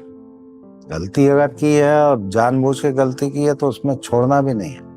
सर, इसी गलती की बात करें तो करप्शन लोएस्ट रंग में भी काफी है, और वो है, क्योंकि वो पुलिस में दिखता बहुत काफी ज्यादा है। corruption हाँ। तो उसमें तो बहुत क्लियर कट है कि अगर लीडर ये बोलता है कि मेरे को ये नहीं चाहिए, I don't believe in corruption, please don't do it, if you indulge in it you will have it. मैंने तो बहुत लोगों को डिसमिस किया because they were found indulging in corruption. अच्छा। For me, if you are caught taking bribe और doing something hanky panky, the punishment is very stiff। पूरे भारत में ना जो छवि है पुलिस की, समहाउ करप्शन की वजह से या लोएस्ट रंग करप्शन की वजह से थोड़ी खराब है, क्योंकि ये सबसे ज्यादा दिखते हैं। पुलिस तो क्या है कि फर्स्ट रिस्पॉन्डर है, first responder. Cutting edge level पे काम होता है, तो आपकी भी प्रॉब्लम होगी, घर की भी प्रॉब्लम होगी, तभी तो पुलिस में जाते हो ना आप। हाँ। कोई भी इशू हो, first thing you remember is police. Yes. सही काम हो, गलत काम हो, इज इट बिकॉज उनकी सैलरीज कम है, ऐसा लगता है क्या? सैलरीज तो देखिए, अभी जो पे रिविजन्स हुए हैं उसमें तो सैलरीज काफी इम्प्रूव हो गई, ओके। बट उनकी working conditions are not very good because working hours sometimes it stretches to 14 hours 16 hours. Okay. का रेजिडेंशियल प्रॉब्लम भी है, घर रहने को नहीं मिलते हैं। हाउसिंग का जो प्रॉब्लम है, पुलिस हाउसिंग, अपनी जो हाउसिंग है वो सेटिस्फैक्शन लेवल इज हार्डली 30-40%। मकान लेना पड़ता है किराए पे। तो अगर मॉडर्नाइजेशन की बात करें पुलिस फोर्स को, तो क्या ऐसी चीजें हैं जो करनी चाहिए या आपने करी भी होंगी? मॉडर्नाइजेशन में बहुत स्कोप है। टेक्नोलॉजी इज वन एरिया जिसमें लोगों को इक्विप करना चाहिए विद टेक्नोलॉजी, तो अच्छा। काम भी जल्दी होता है और ट्रांसपेरेंसी भी आती है। तो एआई यूज भी हो सकता है इसमें? एआई का तो बहुत यूज है। एआई का यूज पुलिस के काम में बहुत ज्यादा है, उसका स्कोप अनलिमिटेड है, बट इन्वेस्टिगेशन में या प्रिवेंशन में? प्रिवेंशन में, डिटेक्शन में, इन्वेस्टिगेशन में, अच्छा। और ट्रैफिक में, everywhere AI can be used like anything. अब जैसे आपने बात की थी ना फाइनेंशियल ट्रेल की, हाँ जी। तो उसमें आपका basically it is a data analysis ना, big data analysis. Yes yes yes. If you use the AI tools to analyse this banking data, वो काम जो 10 दिन में होता है वो 24 घंटे में करके दे देगा आपको। तो वो तो बहुत, और उसमें क्या है, the more you use the technology the more transparent you are. During your tenure as the Delhi police commissioner आपने काफी कुछ एआई के ऊपर भी किया है या कोशिश app बहुत पे? की थी ऐप वगैरह डेवलप करने की, या जैसे मैंने प्रपोज किया था कि प्रेडिक्टिव पुलिसिंग का software we should develop and use it. Traffic में we should use AI based cameras and all. Sir जैसे आपने इसकी बात करी है, मॉडर्नाइजेशन की बात करी, एआई की बात करी, तो इसमें स्कैम्स भी बिकॉज ऑफ टेक्नोलॉजी बहुत ज्यादा होते हैं। उससे कैसे ऐसे स्कैम हैं जिनसे बचना चाहिए हमको? एआई तो it's a dual use technology. Yes. इसका पॉजिटिव यूज भी है, नेगेटिव यूज भी है। सबसे बड़ा जो आजकल डीप फेक वीडियोस का चला हुआ है, मतलब आर्टिफिशियली जनरेटेड वीडियोस लगता है नेचुरल है, एक तो वो है। दूसरा क्या है कि वो साइबर क्राइम जितने आजकल होते हैं उसमें एआई से वॉइस जनरेट करके वो लगता है सामने वाले को कि उसी अधिकारी से या उसी पॉलिटिशियन से उसकी बात हो रही है। करेक्ट। तो इसी कई में दफे डिजिटल अरेस्ट वाला भी बहुत चलता है ना, जो फेक। डिजिटल अरेस्ट का है, वैसे डिजिटल अरेस्ट नाम की कोई चीज लॉ में है ही नहीं। अच्छा। अरेस्ट अगर होना तो फिजिकल अरेस्ट होता है, there is no digital arrest. Correct. कोई भी अगर डिजिटल अरेस्ट की बात करता है तो गलत है। वो एक्चुअली लोगों को डराते हैं एज पुलिस ऑफिसर या हाँ। कस्टम्स ऑफिसर्स कि उनका नाम किसी इन्वेस्टिगेशन में आया है, and gradually people were taken into that mode कि they are involved in the crime. जैसे मेरा भी फोटो लगा के व्हाट्सएप बना लेते हैं, अच्छा। and then they, as कई पुलिस ऑफिसर्स का है, and they send the messages for extortion and all। तो अनलिमिटेड है, कोई भी टेक्नोलॉजी होगी उसका उपयोग भी है दुरुपयोग भी है। जिनको मतलब जो कॉमन मैन, जो आम आदमी है, उसको हमेशा सतर्क तो रहना पड़ेगा। उसको दिमाग के किसी कोने में ये रखना जरूरी है कि जो मोबाइल पे चीजें आ रही हैं वो हो सकता है जेन्युइन नहीं भी हो। तो इसमें फेक न्यूज भी आती है, उसके ऊपर फेक शायद न्यूज आपने भी है। काफी काम भी करा है। सोशल मीडिया मॉनिटरिंग हम लोग करते थे एज दिल्ली पुलिस कमिश्नर, अच्छा। और उसमें हमारा अटेम्प्ट यही रहता था कि कोई फेक न्यूज आती है तो उसको काउंटर करना, या कोई इंसिडेंट हुआ है तो उसको प्रेस रिपोर्ट करे उससे पहले पुलिस ही रिपोर्ट कर दे। फॉर द अटेम्प्ट, ताकि फैक्चुअली लोगों को पता चलना चाहिए। राइट। कई दफे जो क्राइम्स होते हैं या लॉ एंड ऑर्डर सिचुएशंस होती हैं उसमें लोगों को सही समाचार नहीं मिलता है या फैक्ट्स नहीं पता होते हैं, जिसकी वजह से राइट्स भी हो जाते हैं या असॉल्ट हो जाते हैं। हाँ। फॉर एग्जाम्पल अगर आपको मैं बताऊं, हमारे टाइम में ये कोर्ट रूम में फायरिंग हुई थी रोहिणी में, गैंग वॉरफेयर के तौर पर, जिसमें हमारे जो ऑफिसर्स थे वहां पे उन्होंने काउंटर फायर करके उनको मार भी दिया था। लेकिन पब्लिक तक ये बात ठीक से पहुंचानी बहुत जरूरी थी कि फैक्ट तो है, हुआ इंसिडेंट, और अगर हम सिर्फ मीडिया पे छोड़ दें तो बड़ा मुश्किल होता है। तो उस टाइम में फ्रंट पे आके खेलना जरूरी होता है। हाँ। फ्रंट फुट पे। बिल्कुल। तो I use to brief the media. मैं करीब 1-1.5 घंटे तक खुद ही ब्रीफ किया कॉल। अच्छा। और अपने जो सोशल मीडिया मॉनिटरिंग सेल है उनको भी लगाया, ताकि कोई गलतफहमी वाला मैसेज नहीं जाए कहीं। सर आपने ये जो मेडिसन, फेक मेडिसन, इसके ऊपर भी काफी काम किया है। तो ये जो फेक मेडिसन वाला जो चलता है इसमें हम बड़े प्लेयर्स को तो पकड़ते हैं, व्हाट अबाउट द फार्मेसीज जो जानबूझ के स्टॉक कर रही हैं, क्या उनके ऊपर कोई एक्शन नहीं होना चाहिए? होता है। अच्छा। जो स्टॉकिस्ट हैं और जो उसको बेचते हैं उन पे भी एक्शन होता है। क्योंकि कई फार्मेसी हैं वो जानबूझकर भी रखती भी हैं, तो कैसे रिपोर्ट कर देखिए, कई दफे जो मेडिसिन का दुरुपयोग होता है वो ड्रग्स के पॉइंट ऑफ व्यू से होता है। हाँ। फॉर एग्जाम्पल ट्रेमाडोल है। हाँ। अब ट्रेमाडोल जो है वो पेन किलर है बेसिकली, बट अगर उसको आप प्रेस्क्रिप्शन पे ही दिया है। प्रिस्क्रिप्शन पे देना चाहिए। लेकिन कई फार्मेसीज हैं वो आप जाएं काउंटर पे पूछिए, उनको ट्रेमाडोल का एक पत्ता आपको दे देंगे। तो जो वो चीज गलत है उसका तो हम लोग एक्शन लेते रहते हैं, बट पुलिस से ज्यादा वो ड्रग कंट्रोलर जो है उसको एक्शन।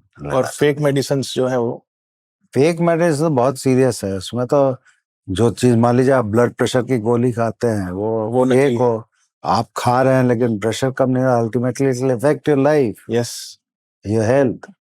तो उस पे तो कई सारी फार्मेसीज हैं जो कि एक कर रही हैं। तो पुलिस एक्शन होता है उसमें, तो फिर अच्छा, उसमें तो we can go to a very great extent in the sense कि उनपे मुकदमा जो भी कायम हो वो इस तरह का हो जिसमें नॉन बेलेबल सेक्शंस हो। You are playing with the life of people, yes, yes. वो तो बहुत सीरियस होता है। तो इसमें अगर किसी को पता हो तो सीधे पुलिस को ही इन्फॉर्म करना चाहिए। पुलिस को इन्फॉर्म करे या ड्रग कंट्रोलर ऑफ इंडिया को है उनको इन्फॉर्म करे। एंड देन पुलिस, और जो पोल्यूशन इतना है दिल्ली में सर, इसके ऊपर भी कई बार आया था कि कई लोग इलीगल पेड़ काटते हैं, सो या प्रूनिंग करते हैं ज्यादा, उसके ऊपर भी पुलिस ने एक्शन लेना चालू किया है। पुलिस तो बेसिकली एक्ट करती है on behalf of the regulatory agency, like पेड़ काटने वाली बात है फॉरेस्ट डिपार्टमेंट से या हॉर्टिकल्चर डिपार्टमेंट से फरियाद आती तो ऐसे कौन से रिफॉर्म्स हैं जो कि पुलिस में होने चाहिए या हो रहे हैं? सबसे बड़ा रिफॉर्म तो यह है कि पुलिस को मतलब आज से 20 साल के बाद कैसे क्राइम को टैकल करना उसके लिए तैयारी करनी चाहिए। तो टेक्नोलॉजी का उपयोग होना पुलिस के लिए बहुत जरूरी है।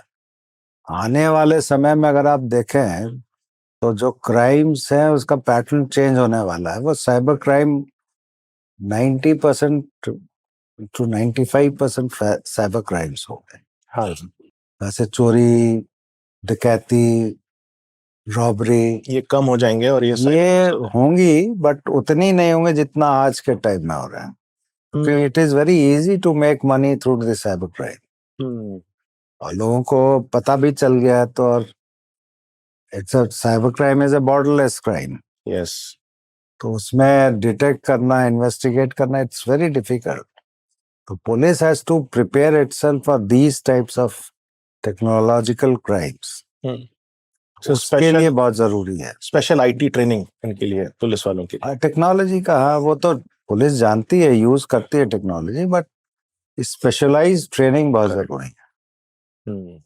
सर, आपने सीबीआई के अपने टेन्योर के दौरान विजय माल्या के केस, रॉबर्ट वड्रा का जो लैंड ग्रैबिंग केस था, इनके ऊपर भी काफी इन्वेस्टिगेशन किया। अगस्टा वेस्टलैंड जिसमें हेलीकॉप्टर्स लिए गए थे, उसके ऊपर भी काफी इन्वेस्टिगेशन किया। तो जब ये विजय माल्या के केस की बात करें, वो तो आके उन्होंने बोला भी एक पॉडकास्ट में कि मैंने तो सारे पैसे दे दिए। फिर केस क्या था sir? Temporary misappropriation is also a crime.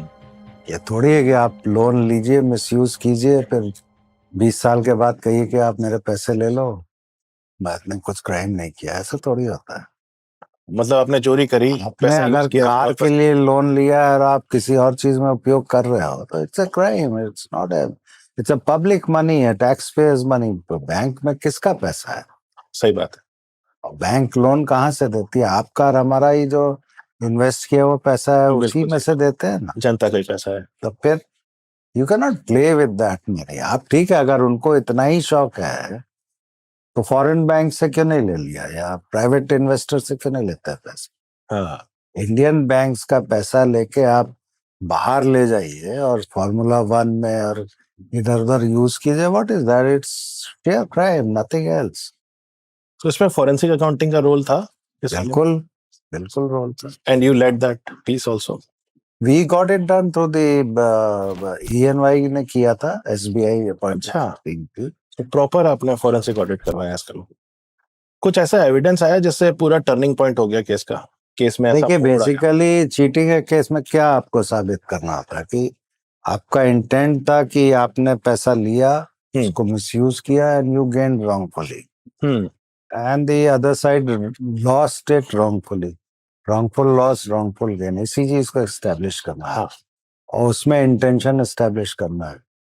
अब इन्होंने लंदन के कोर्ट में ये प्ली ली थी, it's a business failure, it was not my intention. हम लोगों ने इन्वेस्टिगेशन में जब इनका इंटरनल इनका जो सर्वर था उसको सीज करके उसको पूरा फोरेंसिकली एग्जामिन किया, each and every email which was circulated with in the group, okay, and that revealed his mind.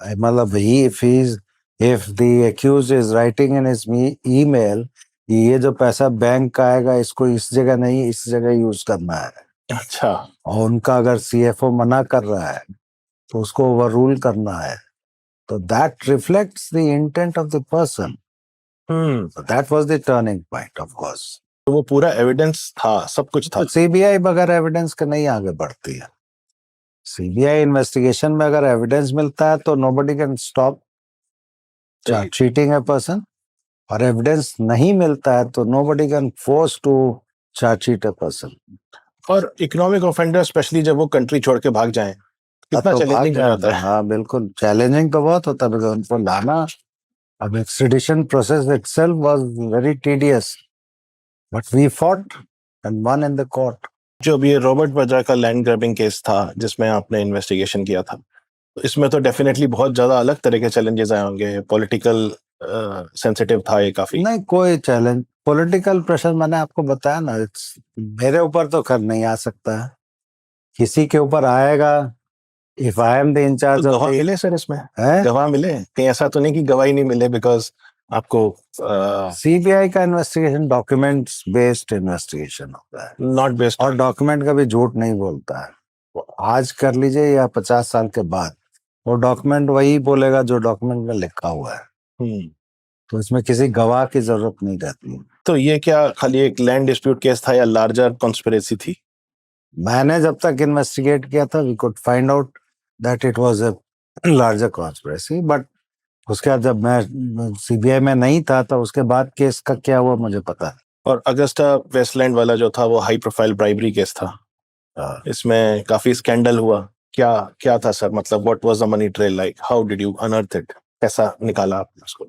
ये तो 2013 में 12-13 में एक्सपोज हुआ था इटली में एक्सपोज हुआ था वहाँ कन्विक्शन हुआ था फर्स्ट कोर्ट में उसके बाद इंडिया में पहले पी रजिस्टर हुई फिर उसको कन्वर्ट किया गया रेगुलर केस में सीबीआई इन्वेस्टिगेट किया उसको और इसमें काफी एविडेंस मिला था in which the bribe was had been taken इसमें जैसे अगस्टा वेस्टलैंड वाले में आपको कब पता चला कि ये नॉर्मल करप्शन केस से बहुत ज्यादा है देखिए मैंने इसका इन्वेस्टिगेशन ज्वाइन किया था समवेयर इन 2016 2013 से इन्वेस्टिगेट हो रहा था बट जब फाइल वगैरह पढ़ी थोड़ा स्लो इन्वेस्टिगेशन था तो फाइल में बहुत क्लियर है इट इज मतलब तो इसमें डॉक्यूमेंट जुगाड़ने में भी काफी दिक्कत होती होगी इंडिया का जो डॉक्यूमेंट है जो डिफेंस मिनिस्ट्री में है और अदरवाइज वो तो अवेलेबल है बाकी फॉरेन कंट्री में जो डॉक्यूमेंट्स हैं तो वहां जाके वी सी और we talk to the people there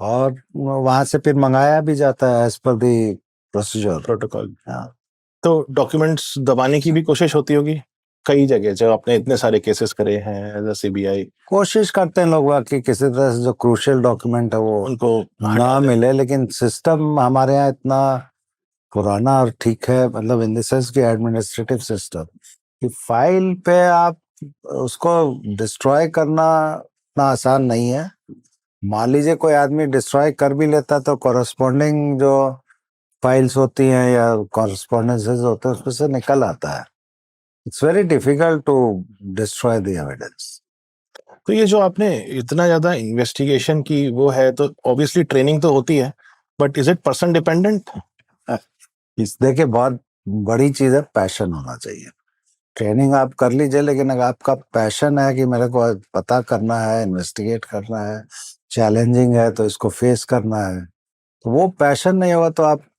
उतना भी कर लीजिए मजा नहीं आता है तो whatever investigation you do the big investigation it has to be done with a passion और पैशन के साथ साथ थोड़ा बहुत फियरलेस होना बहुत जरूरी है lot of pressures come challenges come तो उसमें डरना या थोड़ा सा झिझक जाना वो सब चीजें नहीं होनी चाहिए चैलेंजेस तो आएंगे सर आपने कोल बेल्ट भी किया है कोल बेल्ट में माफिया राज था उस वक्त coal mafia yes we have handled it also तो माफिया राज में definitely you get challenges of family को थ्रेट्स आप हाँ हर तरह का threat body threat personal threat आपका रेपुटेशनल थ्रेट इमेज का थ्रेट होता है और कहीं ना कहीं शायद वो लोग ब्राइब भी ऑफर करते होंगे कभी ना कभी ब्राइब ऑफर करते हैं बिल्कुल करते हैं और बहुत बड़ा बड़ा अमाउंट ऑफर करते हैं ओके नारायण साईं वाले केस में जो मैंने हैंडल किया था सूरत में, तो बहुत ही बड़ा अमाउंट ऑफर किया अच्छा,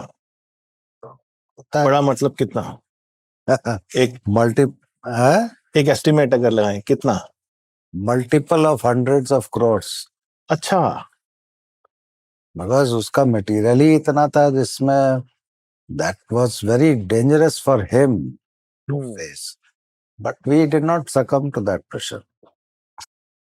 सर इसको कैसे एक इंडिविजुअल तो हटा सकता है, बट एज अ पूरी टीम आप इतने 80,000 90,000 लोगों की टीम में। मैंने कहा ना, लीडर पे बहुत डिपेंड करता है। मेरे परसेप्शन में corruption flows from the top.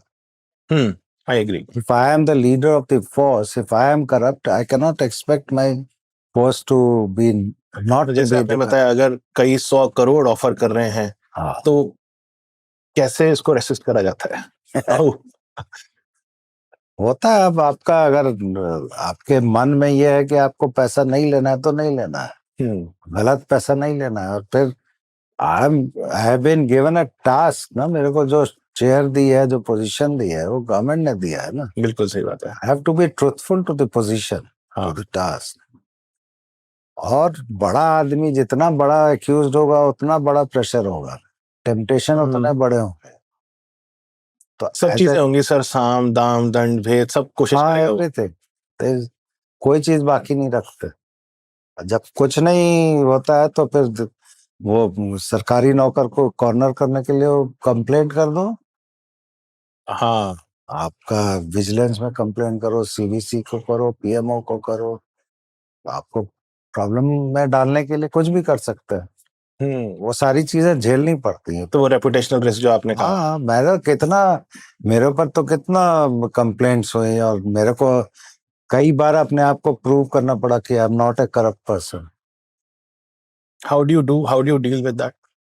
वो कहीं ना कहीं आपको डिमोटिवेट नहीं करती चीज? ना, मेरे को तो बल्कि गुस्सा चढ़ता है कि इस तरह से किया है, I have to prove myself. तो वो भी करता हूँ और फिर उनको काउंटर भी करता हूँ। करता था, अब तो खैर आई एम रिटायर्ड। तो रियली मतलब बहुत टफ टाइम्स भी देखा है। अब इतना आप कॉर्नर कीजिएगा किसी को कि you are a corrupt, you are this and you are that, naturally you are suppose to do things to counter it.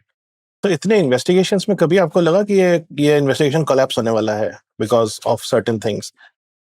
भाई, आपकी काबिलियत वही है ना कि अगर इन्वेस्टिगेशन कोलैप्स होने वाला है, आपने नहीं होने दिया, उसको मजबूत किया, तो दैट इज योर काबिलियत।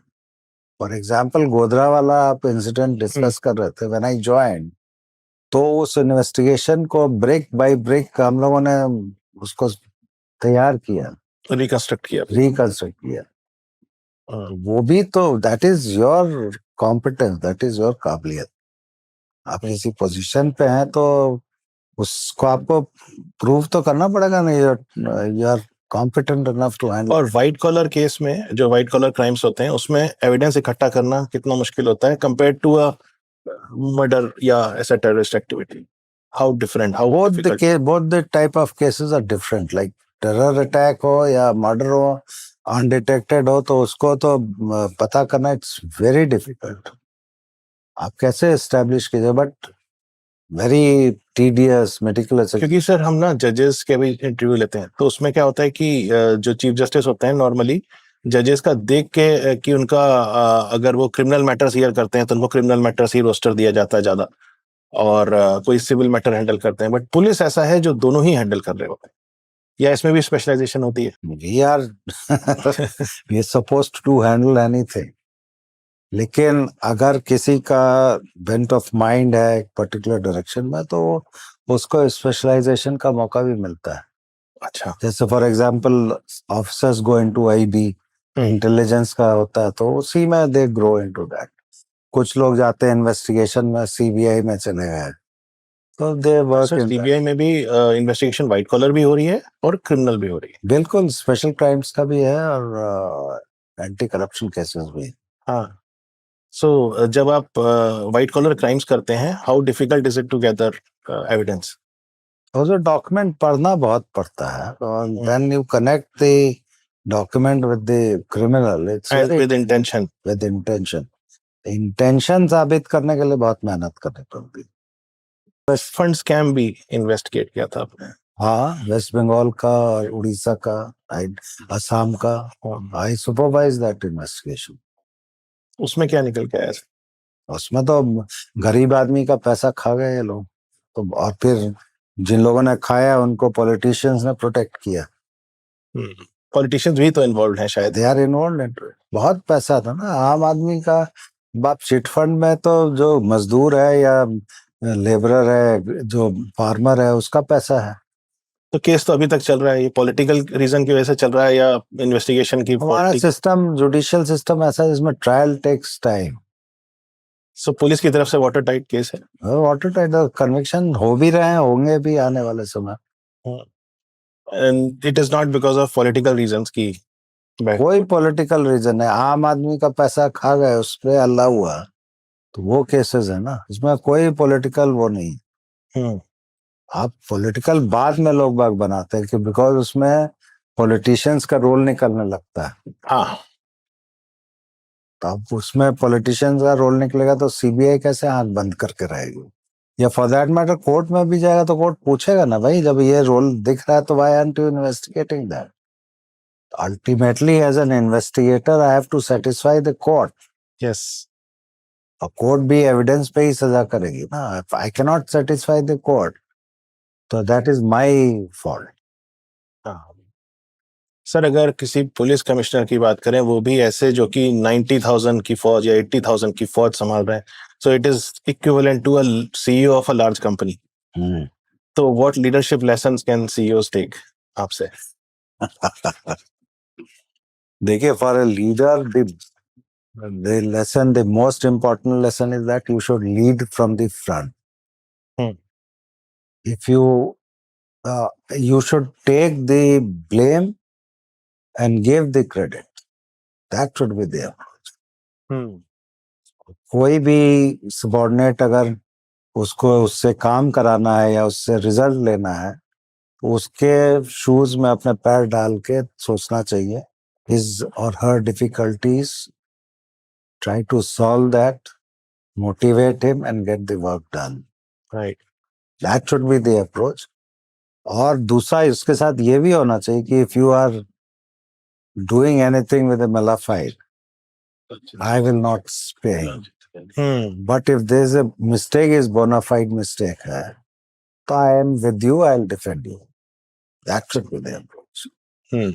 हमारे करियर में बहुत से ऐसे मौके आए जिसमें सबॉर्डिनेट को डिफेंस करने के लिए खड़ा होना पड़ा। गलती हुई है बट बोना फाइड मिस्टेक्स, जानबूझ के नहीं करना। तो उसको ये पता है कि मेरे सीनियर का हाथ है, अगर मेरे, हाँ, तभी तो काम करेगा। सही बात है। सर, अगर हम फौज की बात करें, so you have manage 2.4 lakh, 2.5 lakh लोग करीब मैनेज करे बीएसएफ में जब आप डायरेक्टर जनरल। हाँ, तो बीएसएफ की बात करते हैं तो वो सारे बॉर्डर्स इंडिया के सिक्योर रखने में, वो आजकल बहुत ज्यादा न्यूज में है BSF because of illegal immigration जो हम पकड़ रहे हैं बांग्लादेश के। और ये कैसे हो रहा है sir? How is it happening? Illegal immigration, हाँ, फॉरेस्ट बॉर्डर है। अच्छा, जो लैंड बॉर्डर है उसमें फेंसिंग कुछ एरिया में नहीं हो पाई है, उससे होता है। एंड जो बांग्लादेश बॉर्डर है वो इतना डिफिकल्ट बॉर्डर है, you can not make out कि बांग्लादेश कहाँ है, इंडिया कहाँ है। कई जगह तो जीरो लाइन तो within the villages cross करती है। अच्छा, it's very, traditionally both side people are the same. हालांकि BSF is doing it very effectively, लेकिन जहाँ पोरस बॉर्डर है वहां से लोग बाग आ जाते हैं अंदर, तो रह जाते हैं इंडिया में। आजकल बहुत ज्यादा वो भी आ रहा है कि ये डेमोग्राफी चेंज हो रही है, मतलब जो पर्टिकुलर स्टेट की, और आसाम में जैसे डेमोग्राफी तो चेंज हुई है बॉर्डर एरियाज में, there is no doubt about it. Bangladeshi people, Bangladesh से लोग बाग आए हैं या यहाँ बस गए हैं, तो डेमोग्राफी चेंज हुई इसमें, there is no doubt about in certain areas. Yes. तो कौन सा बॉर्डर सबसे चैलेंजिंग लगता है बीएसएफ को? इज इट बांग्लादेश बॉर्डर और is it both the borders are challenging. Pakistan border तो is very challenging in the sense that Pakistan is not a friendly country. Firing वहाँ फायरिंग होती रहती है, तो फायरिंग का जवाब फायरिंग से ही देना पड़ता है। Bangladesh has been a friendly country, तो वहाँ पे फायरिंग करना उतना इजी नहीं है क्योंकि you will be killing the civilians. वहाँ पे it's very ticklish problem to handle it. But मेरा व्यू ये है कि आने वाले समय में Bangladesh border will have to be taken care of because of the geopolitical changes that they. मतलब जो वहाँ पे एक्सट्रीमिज्म वो हो रहा है उसकी एक्सट्रीमिज्म गवर्नमेंट जो चेंज हुई है उनका thinking is different. Anti India, so not anti India but it's more pro Pakistan. तो एंटी इंडिया तो खैर क्या होगा क्योंकि India is such a big country, उसमें एंटी कर नहीं मतलब करप्शन है वो टेररिस्ट का वो आने लगेगा। वो फ्यूचर में चीजें ड्रग्स की और ये सब चीजें होंगी। तो for keeping that in mind the BSF has to be very careful. So आपने जैसे इंटेलिजेंस की बात करी थी कि हमको टिप ऑफ मिलती थी तो हम करते थे, इसमें बीएसएफ में कितना इम्पोर्टेंट? बीएसएफ का जो जी ब्रांच है इट्स वेरी इफेक्टिव। उनका जो intelligence collection dissemination I think it is mind boggling. They are very good at collecting intelligence ground level पर। ह्यूमन एंड उनका बहुत स्ट्रॉन्ग है। तो आपको पता रहता है कि यहाँ से हाँ infiltration होने वाला है। दे नो वेरी वेल क्योंकि it's a very well oiled system जिसकी वजह से BSF is very good in collecting the. तो क्या अभी टेक्नोलॉजी की कमी है जैसे ड्रोन्स या कोई कमी नहीं है। टेक्नोलॉजी गवर्नमेंट को हम लोग प्रपोज करते हैं, इमीडिएटली मिलता है। बिकॉज यूएस बॉर्डर जो मैक्सिको का है उन लोगों ने काफ़ी उसके ऊपर फोकस किया है कि इलीगल इमिग्रेशन वहाँ भी हो रहा था, तो उन्होंने टेक्नोलॉजी बहुत लगाई है, कैमराज, एआई। इंडिया भी यूज करता है। जितनी जगह फेंसिंग हुई है उस पर फ्लडलिट एरिया है, कैमराज हैं, कांस्टेंट सर्विलांस है। पर अभी फेंसिंग हुई नहीं है बहुत जगह। जहाँ पे फेंसिंग नहीं हुए वहाँ पे भी कैमराज लगे हुए हैं। काफी ड्रोन्स का उपयोग होता है। India is not behind it. Because अभी जैसे यूपी, अभी एक न्यूज़ थी यूपी में 2.5 करोड़ लोगों को इलेक्शन उससे हटाया जब एसआईआर हुआ। उस पर तो मैं नहीं कमेंट कर पाऊंगा बट इन्फिल्ट्रेशन को रोकती है BSF, there is no doubt about it. और जहाँ से लोग बाग अंदर आते हैं वो एरिया पोरस है, that is also a fact. और कई दफे जो लोग बाग वैलिड परमिट्स में भी अंदर आते हैं वो मिक्स हो जाते नहीं है वापस, उनको ढूंढना बड़ा मुश्किल है। और क्या ड्रोन्स का यूज टेररिस्ट एक्टिविटी में भी हो रहा है जैसे ड्रॉपिंग ऑफ वेपन्स और समथिंग? वेस्टर्न बॉर्डर पे है ये। अच्छा, आर्म्स ड्रॉपिंग, ड्रग्स ड्रॉपिंग ये करते हैं। The smugglers are using it, yes. And how is that stopped? It is stopped because of the BSF and coordination between BSF and the Punjab police or Kashmir, J&K police and all. So everybody is, मतलब केवल BSF का role नहीं है. In fact, the state police is also doing a lot in that regard. How is it difficult कि इतना challenging weather में कश्मीर में या कहीं पे It's very difficult to manage the border, guard the border in difficult terrains or difficult weathers. But there is no other way. There is no way out. We are the border guarding force, the BSF, and we are the first line of defense. Even army is not in front. तो war time में आती है army. कुछ ऐसा भी incidents हुए हैं जहाँ पे आपने मेजर सिक्योरिटी थ्रेट बचाया हो जो लोगों को शायद नहीं पता है अभी तक?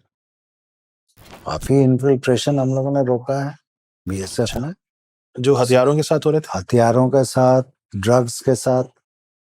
We have killed people who were trying to come in the Indian territory with weapons and drugs. काफी है, काफी इंस्टांसेस। कुछ ऐसे अनयूजुअल इंस्टेंस जो आपको याद हो एक आधा? अनयूजुअल नहीं है, वो सब वहां से जो भी इन्फिल्ट्रेशन की बिड होती हैं वो उस एरिया के लिए यूजुअल है। बीएसएफ के लिए भी यूजुअल है because we are suppose to handle that only. तो ये इंटेलिजेंस के बेसिस पे एक्ट करता है या इमीडिएटली देख के? इंटेलिजेंस के बेसिस पे। और कुछ तो चूंकि रात के टाइम में वो बिड्स होती हैं दिखता है because of the cameras and the equipments and all, तो वी एक्ट। तो अगर इन्फिल्ट्रेशन हो रहा है, how quickly can the BSF respond? Immediate. उसमें कुछ नहीं, if somebody is trying to cross the border illegally, they are suppose to kill them. अच्छा, और क्या, तो फायरिंग करनी पड़ती है। ओके।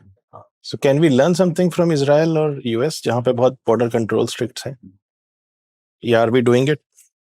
हमको हमसे सीखना चाहिए बेसिकली क्योंकि उनका बॉर्डर कंट्रोल जो है वो it's difficult in their sense, because वहाँ आना जाना बाई रोड इस तरह से होता है, या हमारे यहाँ जो बॉर्डर्स हैं it's very difficult terrain, we are manning very difficult terrain, it's not a plain border ना, हिली ट्रैक्ट्स है, जंगल्स हैं, वैलीज हैं, कहीं कहीं तो नदी के बीच में से बॉर्डर है। नदी के बीच में से बॉर्डर है। सर, आपने director general of civil aviation, bureau of civil aviation में भी रहे। सो जो सिक्योरिटी मैनेज करता है एयरपोर्ट की, आई थिंक सीआईएसएफ करते हैं ना, सेंट्रल इंडस्ट्रियल सिक्योरिटी। तो what is the difference between this and The BCAS, जो Bureau of Civil Aviation Security, हाँ, that is a regulatory authority. Okay. And CISF is the executing authority. तो जितने भी guidelines हैं, SOPs हैं, वो हम लोग ड्राफ्ट करते हैं। CISF is supposed to follow that. follow that? Okay. तो now the sophisticated terror attacks are there, या उनकी हाईजैक की बातें होती हैं, how do you deal with that? उसको कैसे आप अपने आप को प्रिपरेशन करके उसके हिसाब से बनाते हैं जो भी एसओपी? At the airport. हाँ जी। एयरपोर्ट पे we are very dynamic in the sense कि जो भी हैपनिंग्स हो रही हैं उसके हिसाब से अपने एसओपीज को ट्वीक करते रहते हैं, इंप्रूव करते रहते हैं। What are the biggest security threats अभी जो इंडियन एयरपोर्ट्स में फेस होंगे या होंगे? ड्रोन्स। अच्छा, swarming of drones, attacks through drones, और ये जो जीपीएस जैमिंग है वो होगी। All those things are very serious. GPS spoofing हुई थी शायद अभी। स्पूफिंग, जैमिंग दोनों होता है। स्पूफिंग से भी इट्स वेरी डेंजरस, बिकॉज अभी कुछ दिन पहले अपना इंदिरा गांधी इंटरनेशनल एयरपोर्ट पे हुआ था। हाँ, स्पूफिंग से तो इट्स वेरी डेंजरस, फ्लाइट बगैर हाईजैक किए वो दूसरी जगह ले जा सकते हैं, the pilot is not allowed. So ये भी आप ये भी कंट्रोल में आता है? नहीं, हमारे कंट्रोल में, we can only lay down the guidelines. CCTV cameras हैं, उनके मॉनिटरिंग होती रहती है, फिजिकल सिक्योरिटी है, पेट्रोलिंग है। सर, कई बार ऐसा भी लोग होते हैं जो कि एयरपोर्ट में उन्होंने टिकट भी लिया, सिक्योरिटी क्लियर कर लिया, अब किसी तरह से वापस आना चाह रहे हैं, is it possible? No, they can never come back, उनको flight they cannot get out of, they should cancel their tickets and get out of the airport. नहीं, बट सिक्योरिटी क्लियरेंस भी हो गई है, सब कुछ हो गया, बोर्डिंग पास मिल गया, उसके बाद तो बहुत मुश्किल है, unless there is a valid reason for that. Okay. Is there a process for that? Yeah, there is a process. They should contact the airlines officials, CISF official, security official. हाँ।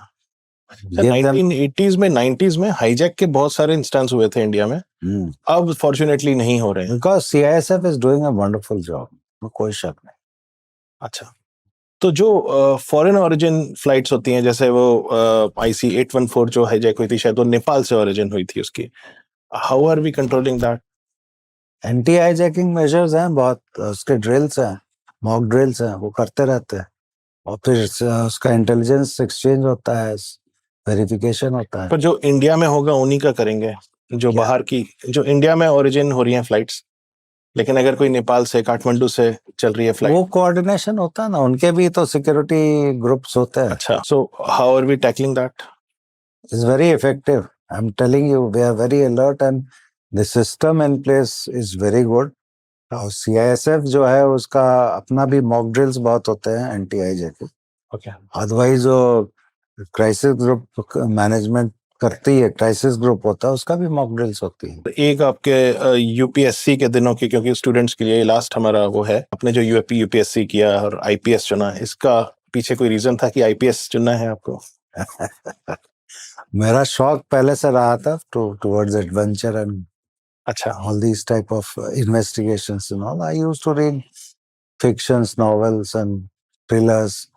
तो मेरा mindset वैसा ही था, but when I gave the UPSC, appeared for the UPSC, naturally उस समय जो trend था, first choice was IAS, of course. Okay. I cleared it in the first attempt and I got into IPS. So I thought that it is. What is it like preparing for UPSC? कुछ students के लिए, कुछ अगर आज जो prepare करना चाह रहे हैं, उनको क्या फोकस करना चाहिए? One has to be very thorough in whatever subject you are good. मतलब you have done your MA or MSc or whatever. Number one. Number two, apart from your subject, you should know each and everything about other subjects also.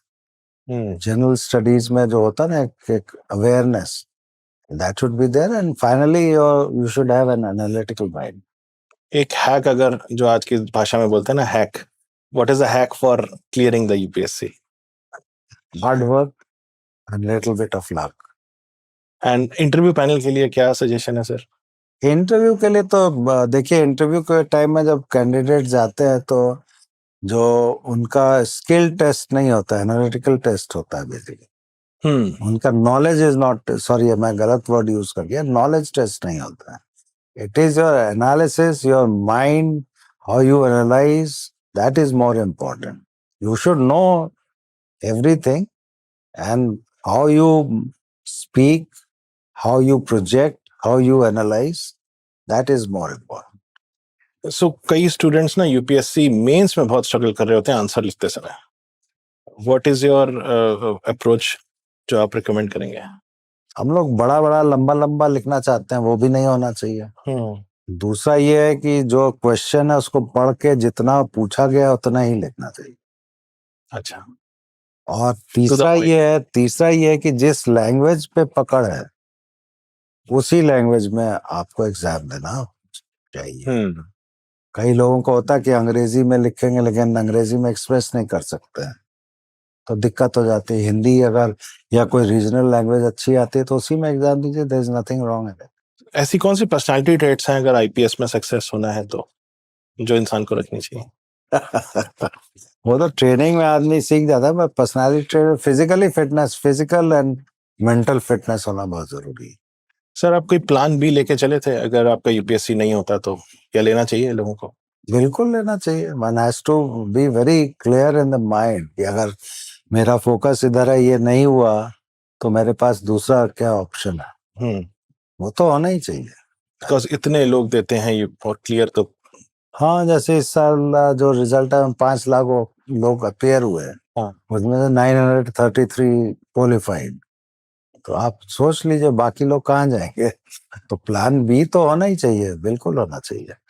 सो ऐसे लोग जो कि बार बार fail हो रहे हैं उनके लिए क्या आपका, बिकॉज आपने फर्स्ट अटेम्प्ट में क्लियर किया और ये बहुत बड़ी चीज है. देखिए, आजकल जो फेलियर है वो ये नहीं समझना चाहिए कि मेरे में कुछ कमी है.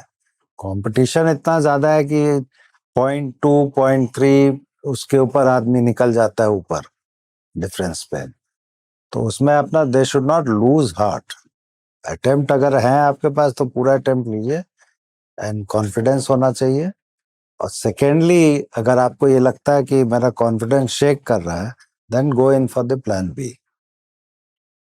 एंड लास्ट क्वेश्चन इज कि what skills beyond academics should UPSC aspirants start developing? Leadership, communication, कुछ और? Communication is important. Leadership quality is very important because आपका bent of mind पता चल जाता है इंटरव्यू में कि आप किस तरह के हैं.